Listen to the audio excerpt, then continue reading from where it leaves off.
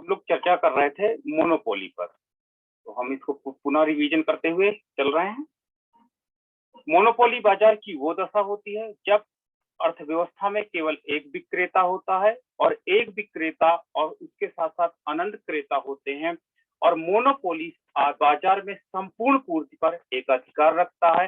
अर्थात मोनोपोली ही अर्थव्यवस्था में पूर्ति का कंट्रोलर होता है, जिसके परिणाम स्वरूप प्राइस तथा आउटपुट का डिटर्मिनेशन मोनोपोली द्वारा किया जाता है। तो monopoly firm price and output दोनों का डिटर्मिनेशन करती है, और साथ ही साथ लेकिन एक बार में या तो वो प्राइस का डिटर्मिनेशन कर लेती है या तो वो आउटपुट का डिटर्मिनेशन कर लेती है। इसके बाद हमने देखा था एजम्पशंस। एजम्पशंस के अंतर्गत हम ये देख रहे हैं कि ओनली वन सेलर होता है। ओनली वन सेलर का तात्पर्य होता है कि एकाधिकार के अंतर्गत केवल एक विक्रेता होता है और अनंत क्रेता होते हैं। तो यानी विक्रेता जब एक होता है तो सारी पावर इस पर सेंट्रलाइज होती है, और ये अपने लाभ को अधिकतम करने के लिए ऊंचा से ऊंचा प्राइस रखता है। दूसरी चीज थी कि कंट्रोल ऑन सप्लाई। ये पूरी मार्केट में सप्लाई पर कंट्रोल रखता है। जब कंट्रोल सप्लाई पर रखते हैं तो हमने बताया कि अर्थव्यवस्था में अगर सप्लाई इंडिपेंडेंट वेरिएबल बन जाएगी तो सप्लाई पे अगर कंट्रोल रखेगा, सप्लाई को कंट्रोल रखेगा, तो ऑटोमेटिक भी सप्लाई के अकॉर्डिंग प्राइस फ्लक्चुएट होने लगेगा। अगर वो क्या करेगा कि सप्लाई को कंट्रोल रखा है तो यानी प्राइस को भी अपने कंट्रोल में ही रखेगा। इसका तात्पर्य ये हो जाता है। इसके अलावा नो सब्स्टिट्यूट कमोडिटी अवेलेबल। कोई सब्स्टिट्यूट कमोडिटी मार्केट में अवेलेबल नहीं है। यदि जो कमोडिटी ये डेवलप कर रहा है उस कमोडिटी का कोई अनदर सब्स्टिट्यूट कमोडिटी नहीं अवेलेबल है। अतः हम ये कह सकते हैं कि जो पूर्ति करता है ये पूर्ति स्वयं इसके द्वारा किया जाता है, अन्य के द्वारा नहीं किया जाता है। यानी अर्थात मार्केट में कोई अदर सब्स्टिट्यूट नई कमोडिटी होती है, तो जब ये प्रोड्यूसर अपनी कमोडिटी का मूल्य बढ़ाता है तो मूल्य बढ़ाने के परिणाम स्वरूप अदर सब्स्टिट्यूट कमोडिटी या स्थानापन्न वस्तु न होने के कारण कोई भी ग्राहक अदर वस्तु पर नहीं जाते, परिणाम स्वरूप इसके ऊंचे मूल्य पर ही वस्तुओं को खरीदना पसंद करते हैं। अगला हमारे पास एजम्पशंस है। No another firm will be enter. Market में कोई अन्य फर्म प्रवेश नहीं करती है। ठीक है, जब अन्य फर्म प्रवेश नहीं करती है तो ये इकोनॉमी में अकेले होता है, इसलिए मोनोपोली बना रहता है। और no difference between industry and firm. जैसे कि हमने पूर्ण प्रतियोगिता के अंतर्गत देखा था कि पूर्ण प्रतियोगिता में इंडस्ट्री क्या करती थी, वो प्राइस डिटर्मिनेशन करती थी, एंड फर्म क्या करती थी, फर्म प्राइस टेकर होती थी। तो इस प्रकार इसमें इंडस्ट्री और फर्म में कोई फर्क नहीं होता है। यही इंडस्ट्री होती है, यही फर्म होता है, यही प्राइस का निर्धारण करता है और यही आउटपुट का निर्धारण करता है। बस अंतर ये होता है कि अगर वो प्राइस का निर्धारण पहले करता है तो आउटपुट का वो निर्धारण नहीं कर सकता, वो मार्केट मैकेनिज्म निर्धारित करेगा, बाजार की क्रिया निर्धारित करेंगी। और अगर वो आउटपुट का निर्धारण पहले कर लेता तो प्राइस का डिटर्मिनेशन मार्केट मैकेनिज्म करेगी, अर्थात उसके द्वारा नहीं किया जा सकता। तो अब हमने देखा कि ये कुछ बेसिक्स एजम्पशंस थी जिसके अंतर्गत एक मोनोपोली फर्म कार्य करती है। अब हमारे पास क्या होता है, अगला पॉइंट है रेवेन्यू लाइंस कैसे होती हैं, ये कहते हैं आगम रेखाएं कैसे होती हैं। तो आगम रेखाओं को आप जरूर देख लीजिए। आगम रेखाएं हमने अभी इसके पहले आगम चैप्टर पढ़ा था, रेवेन्यू चैप्टर पढ़ा था, और उसमें देखा था कि मोनोपोली या इनपरफेक्ट कंपटीशन के अंतर्गत जो प्रोड्यूसर होता है वो अपनी वस्तु को बेचने के लिए लगातार वस्तुओं का मूल्य कम करता चला जाता है। वो कहता है 1 इकाई लेना है तो 10 रुपी, 2 इकाई लेना है तो 9 रुपी, 3 इकाई लेना तो 8 रुपी। तो जिसके आधार पर जब हमने टीआर की गणना की थी तो मूल्य तथा मात्रा को गुणा किया था। तो 10 1 जा 10, 9 2 जा 18 और 8 3 जा 24। और जब हमने एआर तथा एमआर की गणना की थी तो एआर और एमआर की गणना में एआर निकालने के लिए टोटल रेवेन्यू को क्वांटिटी से डिवाइड कर दिए थे वहां पर। या 10 को 1 से डिवाइड करते हैं तो 10 मिलता है एआर, 18 को 2 से डिवाइड करते हैं तो 9 मिलता है, 24 को 3 से डिवाइड करते हैं तो 8 मिलता है। तो देखिए औसत आगम गिरती चली जाती है और सीमांत आगम हमने क्या बताया था कि प्रथम इकाई को पूर्व की इकाई से माइनस करना होता है, तो 10 के पूर्व की कोई इकाई नहीं है और अगली इकाई 18 है। 18 को 10 से जब माइनस करते हैं तो 8 प्राप्त होता है और 24 को 18 से माइनस करते हैं तो हमको 6 प्राप्त होता है। तो हमने देखा कि मोनोपोली के अंतर्गत औसत आगम तथा सीमांत आगम दोनों वहां पर गिरते हुए प्राप्त हुए थे। आगम चैप्टर के माध्यम से आप इसका चाहो तो रिवीजन कर सकते हो। तो इस प्रकार आगम रेखा की अगर हम बात करते हैं तो मोनोपोली फर्म के अंतर्गत आगम रेखा जो AR इक्वल टू AR होती है, जिसको हम लोग प्राइस लाइन भी बोलते हैं, that have the negative slope. Negative slope होती है और ये निगेटिव स्लोप का तात्पर्य ये होता है कि प्रत्येक अगली इकाई को बेचने के लिए, प्रत्येक अगली इकाई को बेचने के लिए मोनोपोली फर्म क्या करेगी, प्राइस कंटिन्यू डिक्लाइन करती चली जाएगी। इसका तात्पर्य ये होता है निगेटिव स्लोप का पाया जाता है और निगेटिव स्लोप का तात्पर्य ये होता है कि नेक्स्ट यूनिट को बेचने के लिए हम लगातार AR का मान कम करते चलते, प्राइस का मान कम करते चले जाते हैं, यानी AR का मान प्राइस कम करते चले जाते हैं और AR रेखा को ही मूल्य रेखा कहा जाता है। औसत आगम रेखा ही आपकी प्राइस लाइन है और यही आपकी डिमांड लाइन थी, हमने रेवेन्यू चैप्टर में पढ़ा था। उसके बाद जो इसके आधे से, यानी जो आपका ये एंगल बनता है, इसके आधे से आपकी सीमांत आगम रेखा जाती है जो रैपिडली डिक्लाइन करती है, अर्थात तेजी से गिरती है। But this lines also have the negative slope, ये लाइन्स भी निगेटिव स्लोप रखती है। ओके, तो इस प्रकार हमने देखा कि रेवेन्यू लाइंस कैसे होती है मोनोपोली के अंतर्गत। तो रेवेन्यू लाइंस जो होती है वो निगेटिव स्लोप की होती है और निगेटिव स्लोप का तात्पर्य ये होता है कि लगातार क्या होता है, वस्तुओं की बिक्री बढ़ाने के लिए उत्पादक प्राइस को कम करता चला जाता है। तो ये हमने देख लिया रेवेन्यू लाइन। अब हमारे पास बात होती है कि इक्विलिब्रियम इन शॉर्ट रन।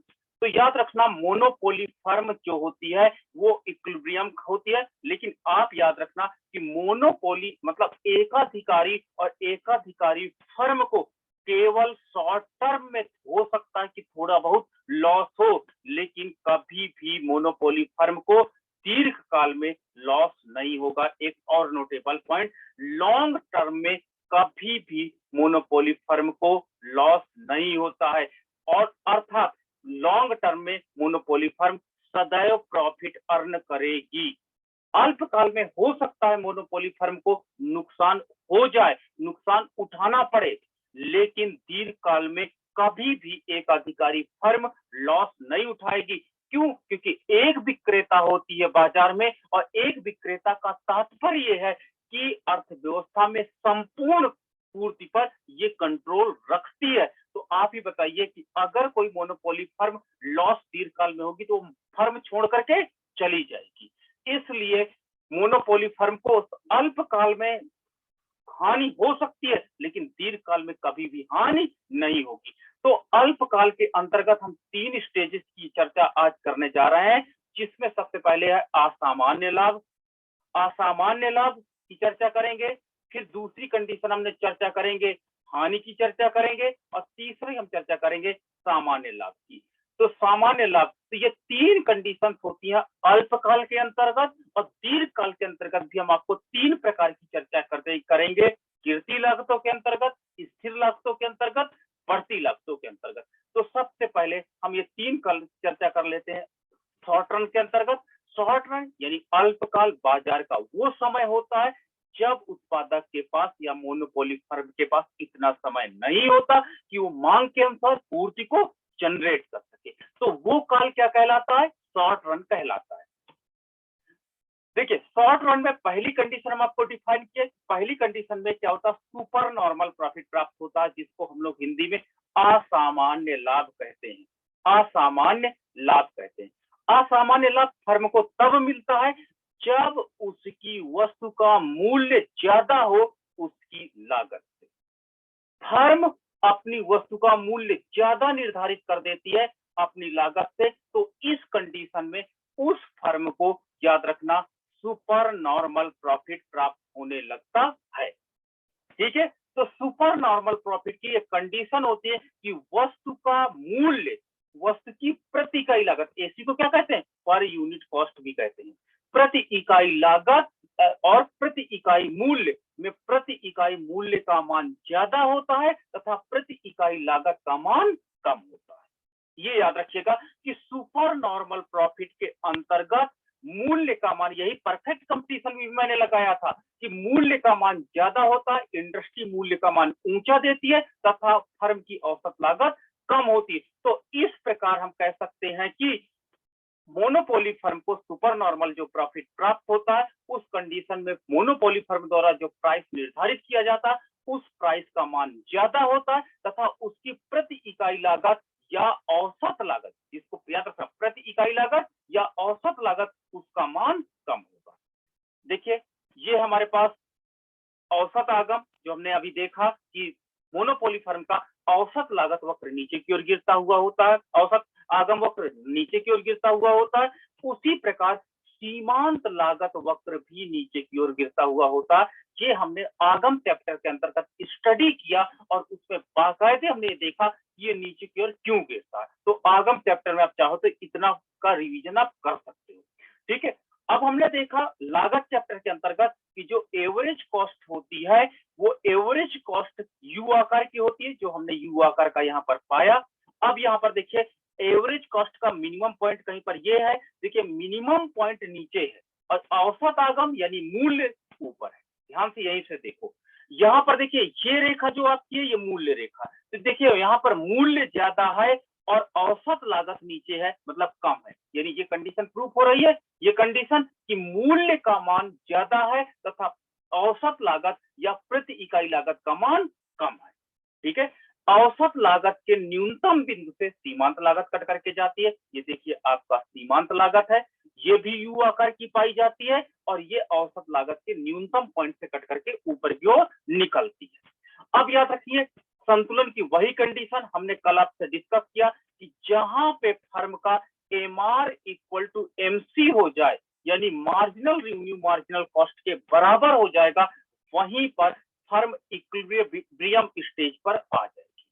तो यहां पर देखिए कि एमआर इक्वल टू एमसी कहां है, तो देखिए ये एमआर रेखा है और एमआर रेखा और एमआर रेखा आपकी ये है और एमसी रेखा आपकी ये है, दोनों इस पॉइंट पर इंटरसेक्ट करते हैं, अर्थात ई पॉइंट आपका ऐसा पॉइंट है जहां पर सीमांत आगम तथा सीमांत लागत दोनों बराबर है। सीमांत आगम ऊपर से ओर गिरता है नीचे की ओर तथा सीमांत लागत नीचे से आपको देखिए एमआर को काटकर ऊपर की ओर बढ़ता हुआ चला जाता है। तो हमको संतुलन की दशा ये बताती है कि एक उत्पादक सीमांत आगम यानी लास्ट उत्पादक लास्ट इकाई को लगाने के बाद जितना प्राप्त होता है उतने के बराबर ही वो मूल्य का भुगतान करता है। इसलिए ई पॉइंट इक्विलिब्रियम पॉइंट है। अगर इसको मैं नीचे लंब डाल दूं, अगर इसको मैं नीचे लंब डाल देता हूं तो मुझे संतुलित उत्पादन की मात्रा प्राप्त हो जाएगी, दैट इज OQ। तो हमारे पास OQ क्या है, इक्विलिब्रियम आउटपुट का निर्धारण हो जाता है। अगर आप यही संतुलन बिंदु ई से नीचे की ओर लंब डाल देंगे तो आपको संतुलित उत्पादन की मात्रा प्राप्त हो जाएगी। अब यही इसी ई पॉइंट से ऊपर की ओर एक लाइन ड्रा कर दें, ऊपर की ओर लाइन ड्रा कर दें तो हमें मूल्य तथा प्रति इकाई लागत यानी औसत लागत ज्ञात हो जाएगी। तो हमें पता चलेगा कि प्रति इकाई लाभ कितना है तथा कुल लाभ कितना है। तो लाभ तथा कुल लाभ की गणना, प्रति इकाई लाभ तथा कुल लाभ की गणना करने के लिए तथा मूल्य तथा औसत लागत की गणना करने के लिए हमको ई पॉइंट से ऊपर की ओर इसी लंब रेखा को यानी क्यू ई लंब रेखा को ऊपर की ओर बढ़ाना होगा। तो जब हमने इस रेखा को ऊपर की ओर बढ़ाया तो देखिए औसत लागत को ए पॉइंट पर कट कर रहा है तथा मूल्य को पी पॉइंट पर कट कर रहा है। ठीक है, पी या इसको आप पी नाम दे दो क्योंकि पी हम उधर दे देंगे। तो अब देखिए ये जो आपका पोर्शन है, ये जो आपका पोर्शन है बी से लेकर के क्यू तक, दैट इज प्राइस। देखिए मूल्य है ये आपका क्यू से लेकर के पी तक, ये प्राइस है जो सबसे बड़ी आप यहाँ लाइन देख सकते हो। तो क्या है क्यू बी, अगर आप इसको पैरेलल मिला दो इस साइड पैरेलल मिला दो तो आपको मिल जाएगा ओपी। यानी क्यू बी या ओ पी क्या है आपका प्राइस होगा। देखिए प्राइस है, ये जो आपको अभी मिल रहा है ये प्राइस है, यानी ओपी आपका प्राइस है। इतना मोनोपोली फर्म अपनी वस्तु का मूल्य रखती है। अब क्या प्रति इकाई लागत कितनी होगी, तो प्रति इकाई लागत देखिए क्यू ए है, ये देखिए प्रति इकाई लागत को दिखाती है क्यू ए, या इस लाइन को इधर मिला देते हैं, तो इधर मिलाने के बाद हमको P1 ये P1 प्राप्त हुआ, तो QOP1 ये जो आपका क्या होगा, ये आपकी औसत लागत या पर यूनिट कॉस्ट को रिप्रेजेंट करेगी। तो ये दिखाएगा क्या, OP1 ये क्या दिखाता है, एवरेज कॉस्ट या पर यूनिट कॉस्ट को रिप्रेजेंट करता, पर यूनिट कॉस्ट को। ठीक है, अब देखिए वस्तु का मूल्य ज्यादा है, वस्तु का मूल्य आप देख सकते हो इतना है और उसकी लागत मात्र इतनी है, तो जो ये पोर्शन आपका होगा, ये पोर्शन आप देख रहे होंगे, ये क्या प्रति इकाई लाभ है कि मूल्य ज्यादा है और लागत कम है, तो आपका P1 या AB, यही तो AB आपका क्या है, पर यूनिट आपका प्रॉफिट। ठीक है, जब पर यूनिट प्रॉफिट ये है तो हम टोटल कितना बेच रहे हैं, OQ बेच रहे हैं, तो OQ में पर यूनिट प्रॉफिट को मल्टीप्लाई कर देते हैं, तो मेरे पास एक चतुर्भुज बन जाता है P1 AB, ये चतुर्भुज बन जाता है, ये टोटल प्रॉफिट को रिप्रेजेंट करता है। तो चतुर्भुज P1 A आपका B equal to total profit आपका होगा फर्म का, मोनोपोली फर्म इतना टोटल प्रॉफिट कमाएगी, जो कि आप इस शेडेड पार्ट से देख सकते हो कि टोटल प्रॉफिट फर्म का इस शेडेड पार्ट के बराबर होगा, जो आपका सुपर नॉर्मल प्रॉफिट कहलाएगा। तो सुपर नॉर्मल प्रॉफिट बाजार की वो दशा होती है जब वस्तु का मूल्य ऊंचा होता है तथा उसकी प्रति इकाई लागत कम होती है, तो फर्म को सुपर नॉर्मल प्रॉफिट प्राप्त होता है। ये आपने यहाँ पर देखा। दूसरी कंडीशन होती है, कभी कभी मोनोपोली फर्म को भी मजबूरी में कार्य करना पड़ता है और वहां पर उसको लॉस उठाना पड़ता है। मान लीजिए अचानक ठंड के जनवरी के महीने में गर्मी पड़ने लगे, तो स्वेटर की डिमांड क्या हो जाएगी, कम हो जाएगी। जब स्वेटर की डिमांड कम हो जाएगी तो मोनोपोली फर्म क्या करेगा, आधे रेट पर या कम रेट पर मजबूरी में बेचना लगेगा। तो कभी कभी मार्केट में ऐसी सिचुएशन हो जाती है कि मोनोपोली फर्म को अपने कमोडिटी का यानी प्राइस कम रखना पड़ता है तथा उसकी एवरेज कॉस्ट ज्यादा होती है। कभी कभी ऐसा भी उसको अल्पकाल में वहन करना पड़ता है कि उसकी मूल्य वस्तु का कम रखना पड़ता है तथा प्रति इकाई लागत, जिसे हम लोग औसत लागत यहाँ पे कहते हैं, उसका मान ज्यादा होता है। तो इस दशा में फर्म को लॉस उठाना पड़ता है क्योंकि मूल्य कम है तथा औसत लागत या प्रति इकाई लागत अधिक है। चलिए देखते हैं डायग्राम से। ये देखिए आपका AR है, जिसे हम लोग प्राइस भी कह सकते हैं। ये आपका MR है, जिसे हम लोग क्या कहते हैं, AR के आधे से जाता है। ओके, अब देखिए ये मांग रेखा है, यही मूल्य रेखा है, यही औसत आगम रेखा है, जो आप ये ऊपर देख रहे हैं, यही मेन लाइन है सबसे ज्यादा, जो आपको सब कुछ मार्केट के कंडीशन को बता रही है। अब क्या करते हैं, ये औसत लागत है।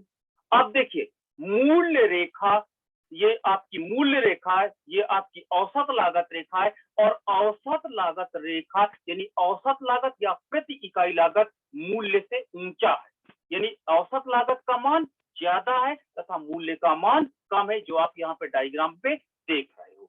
अब देखिए औसत लागत के आधार पर यदि मैं सीमांत लागत ड्रा करता हूं, तो सीमांत लागत रेखा मुझे कुछ ऐसा प्राप्त होती है, जो औसत लागत रेखा के न्यूनतम बिंदु से काट करके ऊपर की ओर निकलती है। हमने बताया क्या संतुलन की शर्त क्या है, पहली कि जहां पर MR MC के बराबर।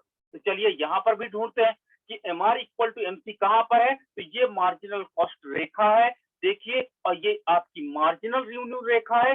दोनों इस पॉइंट पर इक्विलिब्रियम की कंडीशन में आ जाते हैं, ई पॉइंट। तो ई पॉइंट आपका इक्विलिब्रियम पॉइंट है, जहां पर MR इक्वल टू MC है। इस पॉइंट पर आप देखिए कि MR equal to MC represent हो रहा है, अर्थात ये संतुलन है। तो चलिए संतुलन बिंदु से यदि नीचे की ओर लंब डाल देते हैं तो हमें संतुलित उत्पादन प्राप्त हो जाता है। तो नीचे की ओर हमने एक लंब डाल दिया तो मुझे संतुलित उत्पादन, अर्थात एक मोनोपोली फर्म OQ क्यू का उत्पादन करेगी, ये उसका आउटपुट है, ये ओ क्यू उसका आउटपुट है। अगर इस पॉइंट ई पॉइंट से अगर मैं ऊपर की ओर रेखा खींच दूं, यानी क्यू ई रेखा को ऊपर की ओर अगर मैं बढ़ा दूं, तो मुझे मूल्य तथा प्रति इकाई लाभ या औसत लागत भी पता हो जाएगी। तो इस रेखा को मैंने ऊपर की ओर बढ़ाया, तो देखिए मूल्य रेखा को ए पॉइंट पे कट कर रहा है तथा औसत लागत रेखा को ये बी पॉइंट पे कट कर रहा है। तो आप ये देख सकते हो कि देखिए वस्तु का मूल्य कुछ इतना है, देखिए मूल्य इतना, कितना, क्यू ए मूल्य है। चलिए इसको अगर हम इधर मिला दें, तो हमारे पास ये अगर इधर मिला देते हैं, तो क्यू ए या ओपी प्राइस है। क्या है? क्यू ए या ओपी प्राइस है। मोनोपोली फर्म ने अपने प्रोडक्ट का क्यू ए प्राइस या ओपी ये प्राइस निर्धारित किया, लेकिन उसकी मार्केट में लागत ज्यादा है। लागत कितनी है? पीपी1, ओपी1 ओपी1 उसकी लागत है, यानी ओपी1 या कितनी? पी क्यू, पी क्यू उसकी लागत है, एवरेज कॉस्ट है, पर यूनिट कॉस्ट है, जो भी आपको।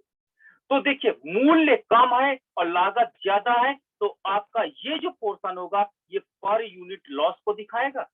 एक इकाई में उसे ए बी लॉस हो रहा है या पी1 पी लॉस हो रहा है, ठीक है। और अगर ये चतुर्भुज की गणना करते हैं, चतुर्भुज पी1 पी ए बी, तो ये टोटल लॉस को दिखाने लगेगा। तो आपका ए बी या पीपी1 आपका पर यूनिट लॉस है, पर यूनिट लॉस है, तथा चतुर्भुज आपका पी1 पी ए बी आपका टोटल लॉस को रिप्रेजेंट करता है। जो शेडेड एरिया से आप देख सकते हैं कि फर्म को इतना लॉस हो रहा है, मोनोपोली फर्म को, क्योंकि अल्पकाल है और अल्पकाल में एक मोनोपोली फर्म को इसलिए लॉस होता है कि मार्केट में अचानक प्राइस गिर जाने से, उसकी लागत ऊंचे हो जाने से वो कभी उत्पादन नहीं बंद करेगी, क्योंकि वो इतना बड़ा सेटअप रखती है, इतने लेबरों को लगाती है, इतना विज्ञापन पे खर्च करती है, वो मार्केट में अपनी वैल्यू को खत्म नहीं करेगी, अपने लेबरों को हटाएगी नहीं, बल्कि उत्पादन करती रहेगी। जानती है this is the short run, अचानक मेरी मांग बढ़ेगी, इस जो लॉस हुआ इस लॉस को मैं भविष्य में कहीं ना कहीं कंपनसेट कर लूंगा। इसलिए एक फर्म, मोनोपोली फर्म, लॉस की कंडीशन में भी वर्क करती रहती है। क्लियर है? नाउ तीसरी कंडीशन है नॉर्मल प्रॉफिट। नॉर्मल प्रॉफिट बाजार की वो दशा होती है जब किसी फर्म की वस्तु का मूल्य उसकी औसत लागत के बराबर। आपने सारी तीनों पॉइंट आपने परफेक्ट कंपटीशन में भी देखा होगा। तो बाजार में जब उसके द्वारा निर्धारित वस्तु का मूल्य उसकी औसत लागत या प्रति इकाई लागत के बराबर होती है, तो फर्म को सामान्य लाभ मिलता है। सामान्य लाभ वो लाभ होता है जो किसी फर्म को बाजार में बने रहने के लिए आवश्यक है। बाजार में, उद्योग में नहीं, पूर्ण प्रतियोगिता में याद है, उद्योग में बने रहने के लिए आवश्यक है। इसमें क्या है? बाजार में बने रहने के लिए आवश्यक है, बाजार में बने रहने के लिए आवश्यक है। मान लीजिए आपने एक बहुत बड़ी दुकान नैनीताल के मॉल रोड में खरीद लिया है, अब आपको लॉस हो रहा है या प्राइस आपकी कॉस्ट के बराबर है, तो आप तुरंत क्या करोगे? इतना आपको मिलना चाहिए कि आप मार्केट में बने रहो, आप दुकान छोड़ करके वहां से भाग नहीं जाओगे, आपने इतना बड़ा इन्वेस्टमेंट किया।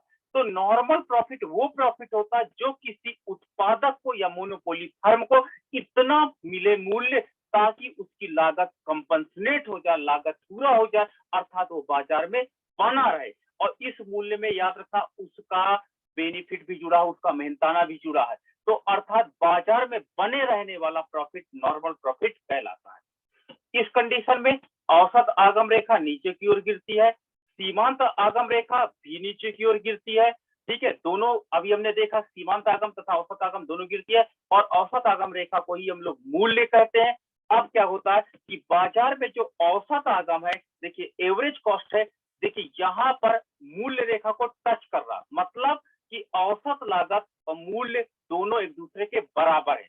इसके पूर्व आपने देखा कि एवरेज कॉस्ट कहीं ऊपर से जा रहा था तो लॉस था, अगर मूल्य रेखा के नीचे कहीं औसत लागत जा रहा था तो हमने कहा था सुपर नॉर्मल प्रॉफिट है। लेकिन जब बाजार में मूल्य रेखा तथा औसत लागत रेखा दोनों बराबर हो जाती तो समझ जाना कि मार्केट में मोनोपोली फर्म को केवल नॉर्मल प्रॉफिट प्राप्त होगा। तो यहाँ पर अब औसत लागत रेखा के आधार पर सीमांत लागत रेखा को ड्रा किया गया और सीमांत लागत रेखा भी यू आकार के में प्राप्त हुई। हम बाजार की उन दशाओं की बात करते हैं, संतुलन की अवस्था में MR इक्वल टू MC होना चाहिए। देखते हैं MR इक्वल टू MC कहाँ पे है, ये मार्जिनल कॉस्ट रेखा है, ये MR रेखा है, दोनों एक दूसरे को E पॉइंट पर इंटरसेक्ट करते हैं, अतः E संतुलन बिंदु होगा जहां पर मार्जिनल रेवेन्यू मार्जिनल कॉस्ट के बराबर है। अब यहां से ई पॉइंट से मैंने कहा कि आउटपुट निकालने के लिए आप यहां से एक लंब डाल दो। आउटपुट निकालने के लिए एक लंब जैसे मैं डालता हूं तो मुझे OQ आउटपुट प्राप्त हो जाता। OQ आपका आउटपुट होता है, इक्विलिब्रियम आउटपुट होता है। एक मोनोपोली फर्म OQ वस्तुओं का उत्पादन करती है। इसका निर्धारण हम लोग कहां से करते हैं, इसका निर्धारण हम संतुलन बिंदु से कर लेते हैं।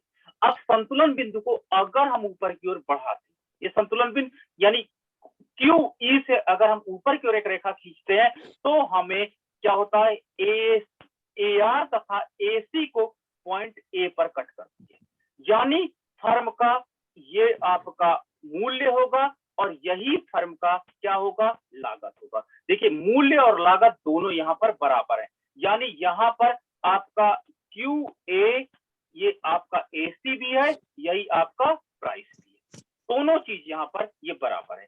अब यहाँ से हमने क्या किया, लंब अक्ष पर एक रेखा ए से हमने ड्रा किया तो यहाँ पर प्राइस ये प्राप्त हुआ। इस प्रकार जब पर यूनिट कॉस्ट तथा मूल्य दोनों बराबर है तो टोटल प्रॉफिट नहीं प्राप्त होगा, केवल फर्म को नॉर्मल प्रॉफिट ही प्राप्त होगा, ये याद रखिएगा।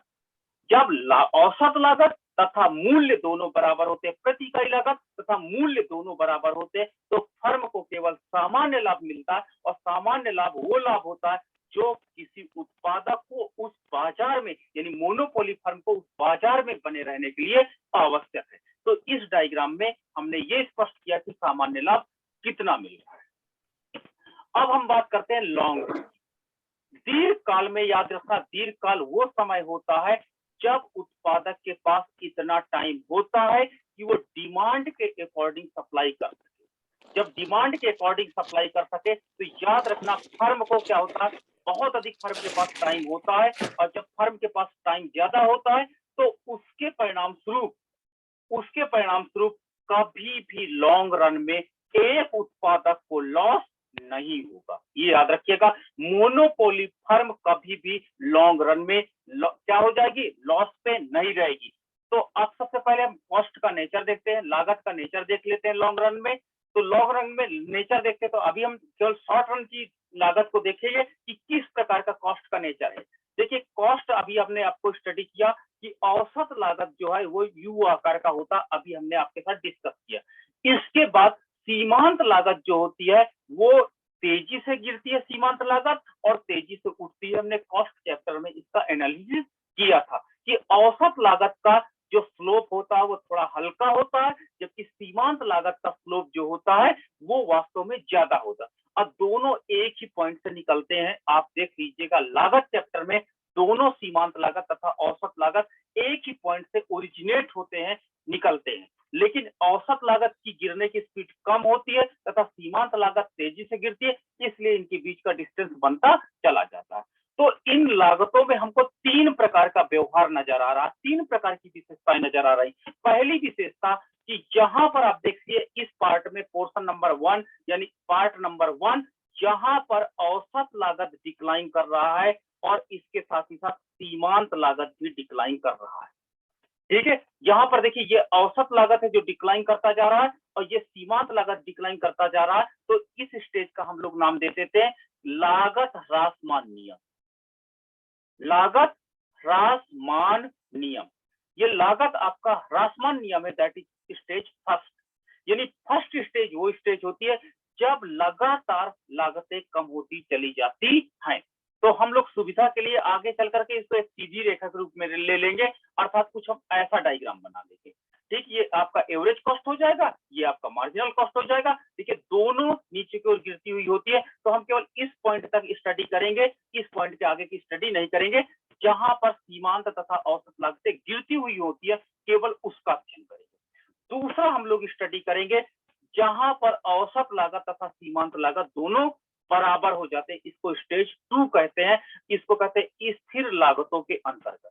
ये स्थिर लागत की दशा होती है जहां पर औसत लागत तथा सीमांत लागत दोनों बराबर होते हैं, इसे हम औसत लागत की दशा कहते हैं। इसके अंतर्गत औसत लागत रेखा तथा सीमांत लागत रेखा दोनों आधार अक्ष के समांतर हो जाते हैं। ये दूसरी स्टेज में होते हैं। प्रथम स्टेज में औसत लागत नीचे की ओर गिरता है तथा सीमांत लागत नीचे की ओर गिरता है। ये प्रथम स्टेज है जिसे हम लोग लागत ह्रासमान नियम कहते हैं। लेकिन दूसरा स्टेज में स्थिर लागत नियम है, जिसमें औसत लागत तथा सीमांत लागत दोनों नीचे की ओर क्या होते हैं, कांस्टेंट होते हैं। जो इस पॉइंट से आप देख सकते हैं, ये जो रेड सर्कल है, इसके बीच में औसत लागत तथा सीमांत लागत दोनों बराबर है, अर्थात ये दोनों आधार अक्ष के समांतर है। इसको अगर माइक्रोस्कोप से देखो तो आपको ऐसा कुछ दिखाई पड़ेगा। और तीसरी स्टेज होती है लागतों में, जब सीमांत लागत तेजी से बढ़ती है और औसत लागत भी बढ़ती है, लेकिन औसत लागत की अपेक्षा सीमांत लागत तेजी से बढ़ती है, इसे लागत वृद्धिमान नियम कहते हैं।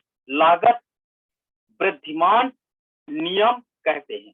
तो एक मोनोपोली फर्म लागत ह्रासमान नियम के अंतर्गत उत्पादन करता है प्रथम स्टेज पे, दूसरे स्टेज में लागत स्थिर नियम के अंतर्गत कार्य करता है, और तीसरा स्टेज है लागत वृद्धिमान के अंतर्गत कार्य करता है। और तीनों स्टेज में जब वो उत्पादन करता है तो तीनों स्टेज पे वो लाभ को कमाता है। याद रखना, दीर्घ काल में एक मोनोपोली फर्म को कभी भी नुकसान नहीं होता है। ठीक है, तो दीर्घ काल में तो अब 3 स्टेज आपको डिफाइन करने जा रहा है। 3 स्टेज में इक्विलिब्रियम ढूंढने जा रहे हैं। पहला लागत ह्रासमान नियम, पहला स्टेज में इक्विलिब्रियम आपके साथ ढूंढेंगे। दूसरा स्थिर लागतों के अंतर्गत हम ढूंढेंगे, और तीसरा लागत वृद्धिमान के अंतर्गत हम लोग इक्विलिब्रियम ढूंढेंगे। तो इन 3 स्टेज के अंतर्गत हम चलो ढूंढते हैं संतुलन कैसे स्थापित किया जाता है। चलिए एक बार और रिवाइज कर देते हैं। पहला ये स्टेज आपका है, पहला स्टेज है जब औसत लागतें गिर रही होती है तथा सीमांत लागतें गिर रही होती है, तो इसे हम लागत ह्रासमान नियम की संज्ञा देंगे। लागत ह्रासमान के अंतर्गत एक मोनोपोली फर्म कैसे संतुलन में होता है, पहले हम इसकी स्टडी करेंगे। तो हम इसको इजी करने के लिए लागत को एवरेज कॉस्ट को हम एक सीधी रेखा के रूप में बना लेंगे तथा सीमांत लागत को भी एक सीधी रेखा के रूप में बना लेंगे। क्लियर है? अर्थात लागत ह्रासमान के अंतर्गत जब औसत लागत तथा सीमांत लागत गिरती है तो केवल उन लागतों को हम स्टडी करेंगे, अन्य लागतों को हम आगे की स्टडी अभी नहीं करते। फिर दूसरे पॉइंट के अंतर्गत ये जो रेड सर्कल आप देख रहे हो, स्थिर लागत, इसका अध्ययन करेंगे। और स्थिर लागतों के अंतर्गत हम ये देखेंगे कि औसत लागत जब सीमांत लागत के बराबर होती है तो आधार अक्ष के समांतर अगर लागतें हो जाती है तो बाजार में एक मोनोपोली फर्म कैसे संतुलन निर्धारित करेगा और क्या लाभ होगा, इसकी गणना करेंगे। तो ये दूसरा स्टेज है स्थिर लागतों के अंतर्गत। और तीसरा स्टेज आपका होगा जब लागतें बढ़ रही है, सीमांत लागत बढ़ रही है, औसत लागत बढ़ रही है। देखिए, मार्जिनल कॉस्ट बढ़ रही है, एवरेज कॉस्ट बढ़ रही है। इसको हम थर्ड स्टेज की संज्ञा देते हैं। थर्ड स्टेज लागत वृद्धिमान लागतों के अंतर्गत, वृद्धिमान लागतों के अंतर्गत एक एकाधिकारी फर्म का संतुलन। तो वृद्धिमान लागतों के अंतर्गत तो 3 कंडीशन में हम आपको संतुलन अब सिखाने जा रहे हैं, जिसमें लॉन्ग रन में, दीर्घ काल में 3 लागतों के अंतर्गत हम आपको अब संतुलन दिखाने जा रहे हैं। तो चलिए पहला संतुलन देखते हैं, लागत ह्रासमान नियम इन द लॉन्ग रन। दीर्घ काल के अंतर्गत लागत ह्रासमान नियम यानी डिक्लाइन कॉस्ट, लागत ह्रासमान नियम यानी घटती हुई लागतों के अंतर्गत जब एवरेज कॉस्ट डिक्लाइन हो रहा हो, सीमांत लागत डिक्लाइन हो रहा हो, तो उत्पादक इस अवस्था में कहां पर संतुलन में होगा तथा बाजार में वस्तु का मूल्य कितना रखेगा तथा प्रति इकाई और कुल लाभ कितना अर्न करेगा। तो अभी हमने देखा कि औसत आगम जो होती है, हमने आगम चैप्टर में पढ़ा था कि औसत आगम जो जिसे हम लोग मूल्य रेखा भी कहते हैं, वो निगेटिव स्लोप की होती है। ठीक है, इसी के आधार पे हम लोग सीमांत आगम की भी गणना किए। सीमांत आगम औसत आगम के से नीचे होती है तथा सीमांत आगम तेजी से गिरती है, जो अभी हमने पूर्व में स्टडी किया। अब हम बात करते हैं लागत की। तो ये लागत रेखा मैंने ड्रा किया जो सीधी रेखा के रूप में। तो आप देखिए ये AC है, ठीक है, एसी एवरेज कॉस्ट है, और ये आपकी मार्जिनल कॉस्ट है। देखिए औसत लागत गिर रही है लेकिन धीरे स्पीड से, और सीमांत लागत गिर रही है तेजी से, क्योंकि इसकी ढाल तेजी है, इसलिए सीमांत लागत जो है ये आपको मैंने एवरेज कॉस्ट ब्लैक लाइन से दिखाया है, तथा इसके नीचे सीमांत लागत भी नीचे की ओर गिर रही है। तो देखिए ये लागत ह्रासमान को दिखा रहा, क्योंकि औसत लागत तथा सीमांत लागत दोनों का स्लोप यहाँ पर मैंने निगेटिव लिया, यानी पहला स्टेज में वर्क करने जा रहा हूं। चलिए संतुलन की दशा कहां पर होगी, ई पॉइंट वहां पर होगा जहां पर मार्जिनल रेवेन्यू मार्जिनल कॉस्ट के बराबर होगा। तो चलो मार्जिनल रेवेन्यू मार्जिनल कॉस्ट के कहां पे बराबर है, देखिए ये आपकी मार्जिनल रेवेन्यू लाइन है, ये वाली लाइन, ये जो ब्लू में आप देख रहे हैं ये मार्जिनल रेवेन्यू है और ये मार्जिनल कॉस्ट है।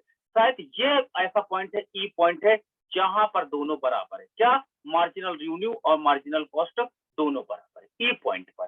चलिए यहां से हमने कहा कि जहां ई पॉइंट आपको मिले वहां से नीचे की ओर आप लंब डाल दो तो आपको संतुलित उत्पादन प्राप्त हो जाएगा। यहां से मैंने एक लंब डाल दिया, लंब मैंने डाला तो ओ क्यू मुझे उत्पादन प्राप्त हुआ, कितना, ओ क्यू मुझे आउटपुट प्राप्त हो जाता है।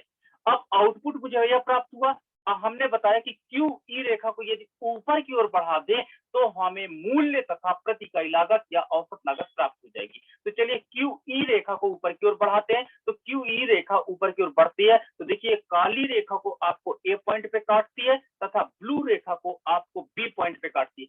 ब्लू रेखा ये प्राइस को रिप्रेजेंट करती है, ठीक है, तो और ये काली रेखा लागत को रिप्रेजेंट करती है। तो देखिए लागत यहाँ पर एवरेज कॉस्ट आपकी कितनी है, एवरेज कॉस्ट ये है क्यू ए आपकी एवरेज कॉस्ट है, जिसको आप लोग पर यूनिट कॉस्ट भी कहते हो।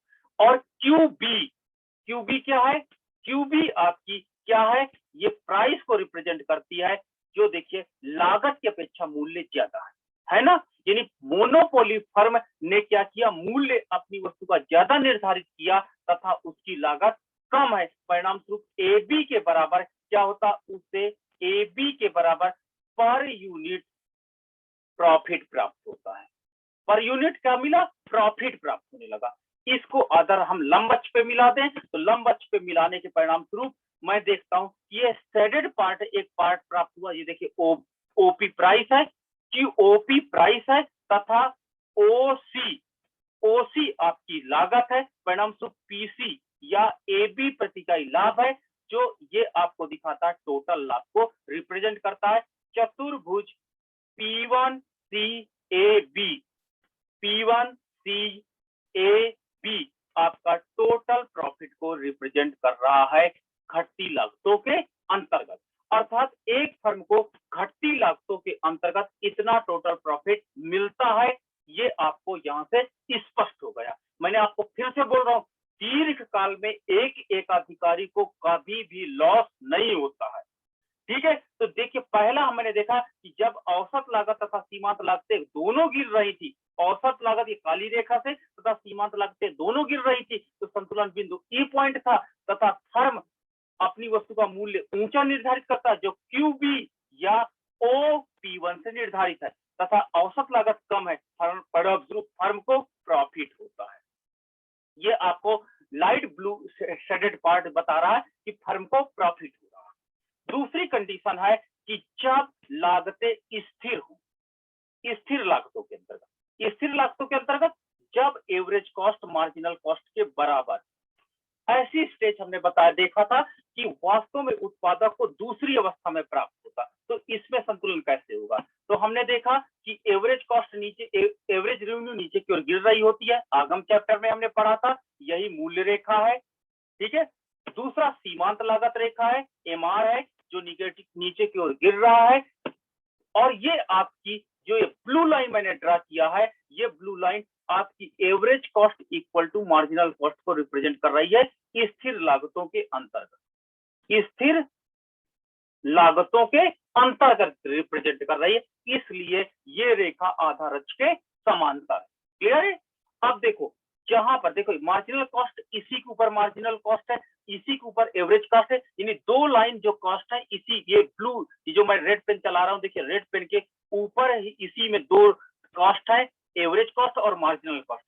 तो हम मार्जिनल कॉस्ट को लेकर चलते हैं और ये एमआर रेखा जो ऊपर से आती है, तो ई आपका इक्विलिब्रियम पॉइंट होगा, तो ई आपका इक्विलिब्रियम पॉइंट होगा जहां पर एमआर और एमसी दोनों बराबर है। ठीक है, तो ई इक्विलिब्रियम पॉइंट है जहां पर एमआर और एमसी दोनों बराबर है। हमने कहा कि इक्विलिब्रियम पॉइंट से आप नीचे की ओर एक रेखा खींच दीजिए जो आपको संतुलित उत्पादन बता देगा। तो आपको ओ क्यू संतुलित उत्पादन है जो एक मोनोपोली फर्म ने निर्धारित किया। ओके, अब क्यू ई को ऊपर की ओर बढ़ा दो। जब क्यू ई को ऊपर की ओर बढ़ाते हो तो देखो ये क्या कहां पे कट कर रही है, ये मूल्य रेखा यानी एआर रेखा को ए पॉइंट पे कट कर रही है। तो अर्थात इतना प्राइस है, कितना, क्यू ए प्राइस है, क्यू ए प्राइस है। चलो लागत कितनी है, तो याद रखना ये औसत लागत तथा सीमांत लागत दोनों है, ये आपकी औसत लागत है। क्यू ई आपकी औसत लागत है, यानी क्यू ई आपकी एवरेज कॉस्ट है जिसे पर यूनिट कॉस्ट भी आपका होते हैं। तो देखिए मूल्य ऊंचा है, ये मूल्य है और ये आपकी लागत है। तो ये जो पोर्शन होगा, ये पोर्शन ये प्रति इकाई लाभ होगा, ए ई प्रति इकाई लाभ है, ए ई पर यूनिट आपका प्रॉफिट है। अब इसको उधर मिला दो, तो जब उधर मैंने मिला दिया, इसको मैंने नाम रखा पी, ये ओपी प्राइस है देखिए, और ये आपका पास सी जो है ये कॉस्ट है, ये पर यूनिट प्रॉफिट होगा या ये पर यूनिट प्रॉफिट होगा। और ये जो आपका शेडेड एरिया बन जाता है, ये शेडेड एरिया आपका स्थिर लागतों के अंतर्गत ये चतुर्भुज आपका rectangle P C E and A, P C E and A आपका टोटल प्रॉफिट होगा स्थिर लागतों के अंतर्गत एक मोनोपोली फर्म का। तो ये स्थिर लागतों के अंतर्गत हमने डिस्कस किया। अब हम डिस्कस करते हैं बढ़ती लागतों के अंतर्गत। हमने बताया था लागत के अंतर्गत की ऐसी स्टेज भी आती है कि जब लगातार लागतें बढ़ती हैं, एवरेज कॉस्ट बढ़ती है तथा सीमांत लागत भी बढ़ती है। लागत के तीसरे फेज में हमने आपको इसके पूर्व स्टडी किया कि लागतें बढ़ती है लेकिन सीमांत लागत में वृद्धि दर तेज होती है तथा औसत लागत में वृद्धि दर कम तेज होती है। तो जहां पर हम अब स्टडी करेंगे कि इसमें एक उत्पादक कैसे संतुलन की अवस्था में होगा, एक मोनोपोली फर्म कितना लाभ कमाएगी। तो ये देखिए औसत आगम रेखा है एआर जो प्राइस है, ठीक है, औसत आगम रेखा जो मोनोपोली फर्म का निगेटिव स्लोप का, इसी के आधार पर ये आपका सीमांत आगम रेखा है। ठीक है, अब हम देखें ये लागत देखिए बढ़ रही है, ये लागत जो बढ़ रही है इसको हमने नाम दिया एवरेज कॉस्ट। हमने क्या बताया था आपको कि देखिए लागतों में हमने ये देखो स्टडी किया था एसी और ये स्टडी किया था एमसी। तो इस पोर्शन का हम लोग अध्ययन कर रहे हैं, इस पोर्शन का। तो देखिए एवरेज कॉस्ट है और इसके ऊपर होगी सीमांत लागत। तो सीमांत लागत कुछ मुझे ऐसी प्राप्त हुई। ये औसत लागत है, बढ़ती हुई लागत, देखिए इसका ढाल धनात्मक है, औसत लागत बढ़ रही है, सीमांत लागत बढ़ रही है, दोनों लागतें बढ़ रही हैं परिणाम स्वरूप। और ये दोनों एवरेज रेवेन्यू को तथा मार्जिनल रेवेन्यू को इंटरसेक्ट कर रही हैं।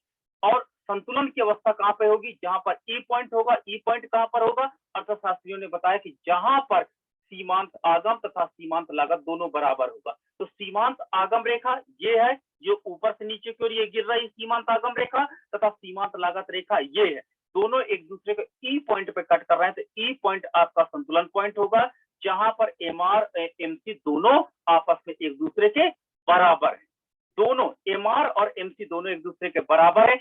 यहां से अगर मैं लंब डाल दूं तो यहां से लंब डालने के बाद मुझे संतुलित उत्पादन प्राप्त हो जाएगा और ये मेरा संतुलित उत्पादन है, दैट इज ओ क्यू मेरा इक्विलिब्रियम आउटपुट हो जाएगा। और इस रेखा को अगर मैं ऊपर की ओर मिला दूं तो मुझे मूल्य पता चल जाएगा। तो इस रेखा को मैंने ऊपर मिलाया तो ये मूल्य रेखा को, ये मूल्य रेखा है जो एआर है, यानी एआर रेखा या मूल्य रेखा को ए पॉइंट पे कट कर रही, अर्थात ये जो आपका क्यू ए है ये प्राइस होगा, क्यू ए आपका क्या होगा, प्राइस होगा ना। अब देखिए ये एसी को कहां कट कर रही है रेखा, ये यहाँ पे कट कर रही है, इसका नाम हमने बी कर दिया।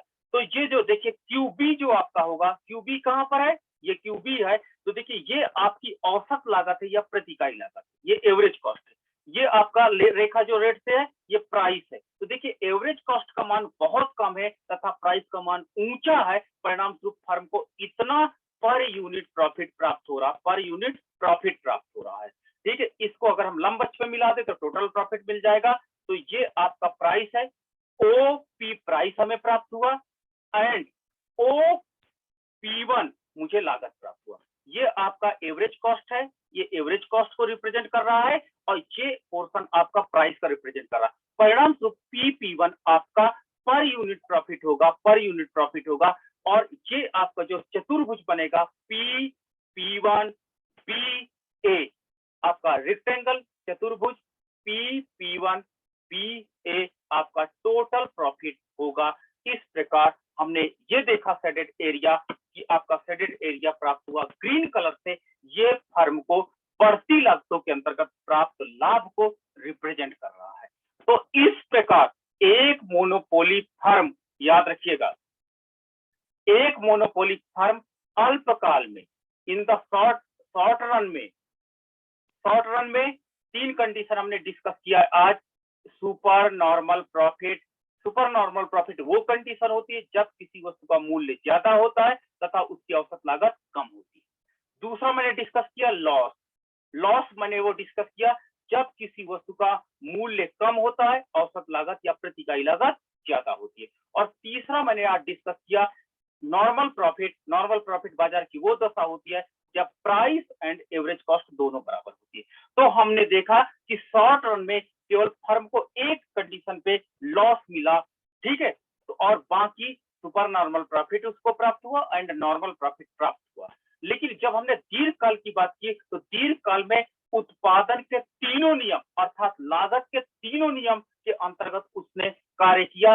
पहला नियम था लागत ह्रासमान नियम के अंतर्गत या घटती लागतों के अंतर्गत, तो लागत ह्रासमान के अंतर्गत संतुलन ढूंढे। तो लागत ह्रासमान के अंतर्गत जब एवरेज कॉस्ट डिक्लाइन कर रही थी, मार्जिनल कॉस्ट डिक्लाइन कर रही थी, तब हमने संतुलन ढूंढा और यहाँ पर फर्म को क्या मिला? प्रॉफिट मिला, ठीक है।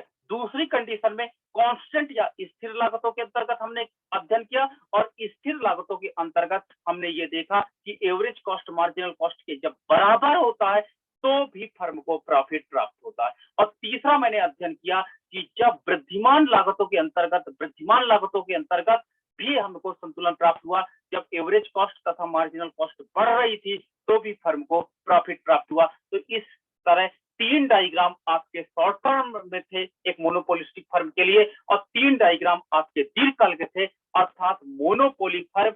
इन 6 स्थितियों में आज हमने आपको संतुलन के विषय में अध्ययन कराया, ठीक है। तो ये आज आपका टॉपिक खत्म होता है। अब आपका कुछ